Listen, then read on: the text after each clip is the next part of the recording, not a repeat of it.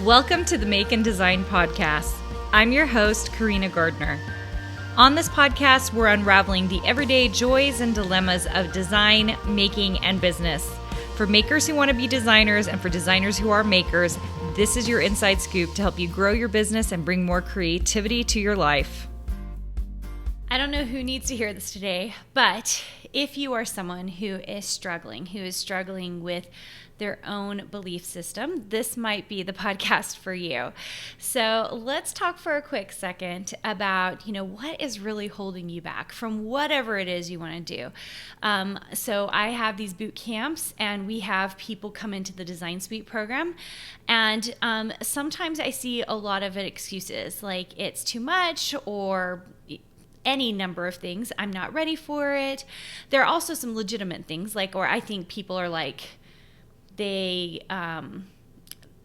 it's just not for them, right? Because whenever you have a program, you only want people to come into the program who are really going to do the thing that you're teaching. And for me, I want designers who want to make money. I want to teach you how to make money with your creativity so that you are building this meaningful life, this meaningful career, and building residual income. That's my whole that's why I love what I do, okay? And so the thing that's holding you back in whatever it is, okay, and I'm using my Design Suite program as an example, but there are lots of things, whether it's getting your bachelor's degree, whether it's getting a PhD, whether it's starting that business that you want to start, whether it's, I don't know what it is that's going on in your life, but I suspect there's something that you're holding back from. And what I want you to do is think very carefully and very hard about what is the thing that is actually holding you back. Maybe it's something like you want to have a better relationship with your children or your spouse or a parent, okay? When you think about that scenario or whatever it is that you're holding back from, can you actually identify why you are holding back from it, okay? Can you actually identify why you aren't taking steps forward in that situation, okay? So I wrote down a few things. I was just thinking about this for myself, and I was thinking about it from the emotional perspective, my relationships with people, all the way over to my work perspective, what keeps me from designing X, Y, and Z? What keeps me from taking my business to the next level? So I was thinking about it from that perspective, and some of you I know have been holding back from something in your life. I don't know what it is, but you've been holding back instead of making steps forward. And so let's talk about what might be happening, okay? So I think that sometimes it's limiting beliefs, and that's just you believe certain things that make it so you can't make steps forward, okay? You guys, I'm going to tell you one of mine, and I don't totally know when this is going to go up, but I suspect it's going to be end of summertime. In the craft industry, we have cycles of things, okay? And I think you guys heard me talking about using your planning season wisely. For me, that's summertime. Summertime is when sales are extremely low for the crafting season. So when I started teaching a lot, I am full throttle into teaching design again, which I haven't been doing fully since I was a doctoral student, and then right after I finished my PhD and I was teaching at the University of Minnesota, I haven't been teaching this much since back then, okay? And I love it. It's so great. And since it's a new piece of my business that I'm really kind of bringing back in a totally new and different way for myself, one of my beliefs is that I cannot sell anything in the summertime. That already, first of all, the way I said that is just simply not true, right? I don't not sell anything in the summertime. Yeah, I still have sales on all of my craft stuff. I still have sales with any manufacturers I'm working with. I still am getting checks from this, that, and the other, okay? But the sales are so low that it makes me feel I can't sell very much in the summertime, okay? So I went into going into trying to bring more students into my Design Suite program. I came into it starting in the summertime. And I was like, I don't know that I can sell in the summertime. Why is selling in June or July seem so much harder than selling in September or October? In my brain, it's been set, right? I've created a limited belief for myself, a limiting belief for myself that I can't sell in the summertime, okay? And as I was just like, even though I'm struggling with this, I'm going to continue and go ahead and I'm going to put the program out there because I believe in the program. I might not believe in myself on this particular like situation, right? But I believe in my program and I know it will make people designers and I know it will make them money. So so I did a design boot camp in June, and I actually, at the time of recording this, we have a design boot camp coming up really soon. And you know what? We totally got people in the program, and they are totally thriving in the program. And it was like I needed that to take away that limiting belief. So pay attention. What kind of limiting beliefs do you have? Like what's like holding you back and like hurting you and you don't even realize it? Sometimes a lot of this comes from our own childhood. Sometimes it comes from patterns. Like for me, that was a pattern in my business, right? And so I saw this pattern over and over again. And so I had created a belief around that pattern, right?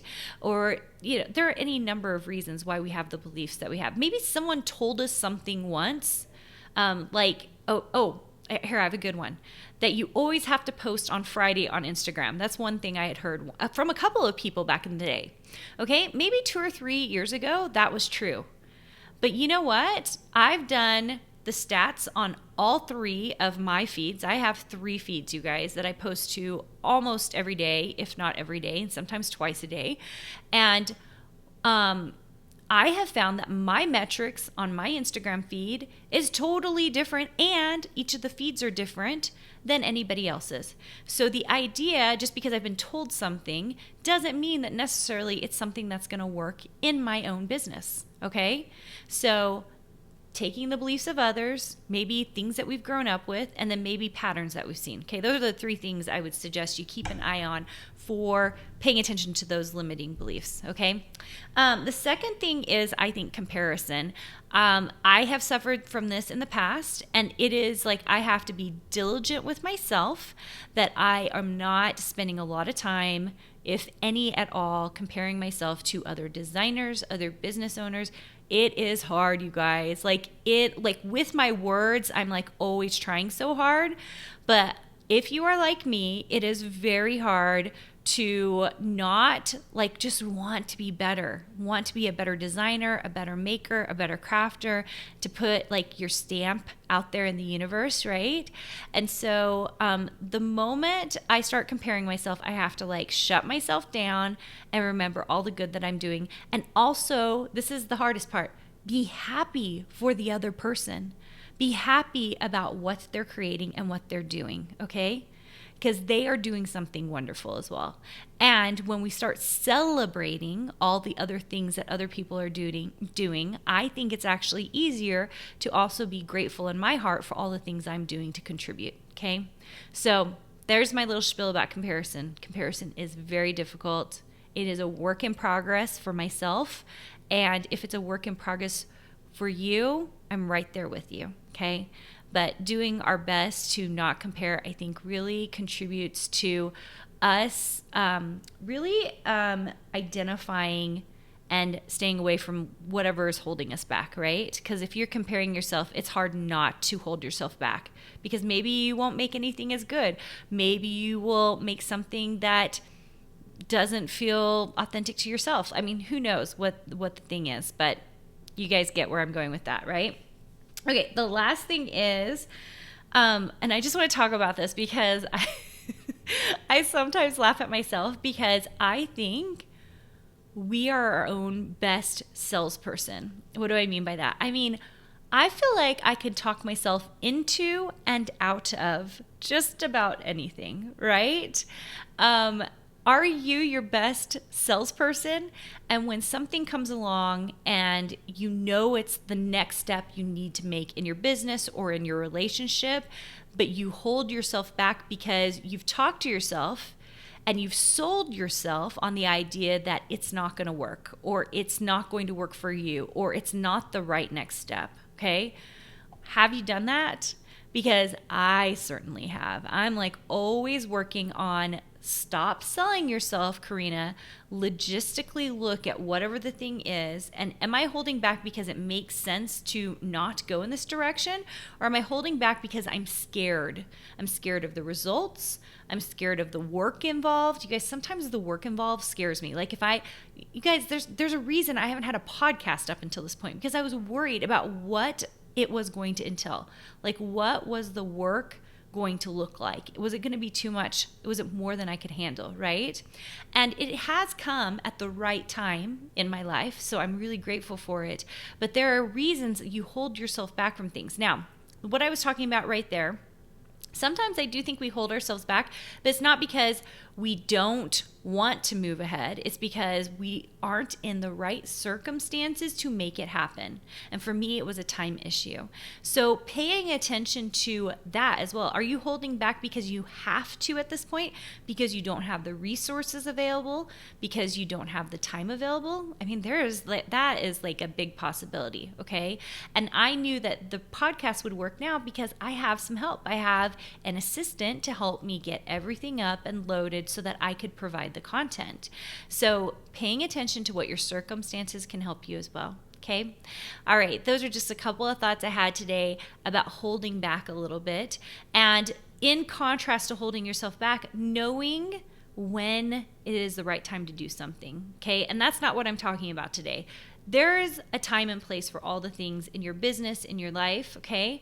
But if you're holding back from something that you know will be good for you right now, like building a stronger relationship with a child, building a stronger relationship with a spouse or a partner, and you're not doing it because you're scared of something happening, being hurt, or, I mean, who knows what other things you're worried about, I'm going to tell you, give yourself a little freedom. Don't hold back if you can move forward, if you can take the next right step, and it can be in the right direction. And I will tell you, I am guilty of this as well, and I am a work in progress as well, and I'm right there with you, doing my best to try to not hold back and to move forward. Okay? Thanks so much for joining me today. I hope you enjoyed it, and I hope to talk to you soon. Hey, did you know that you can visit me at makeanddesign.com to learn more about this podcast and join my VIP group for weekly freebies? I can't wait to see you there.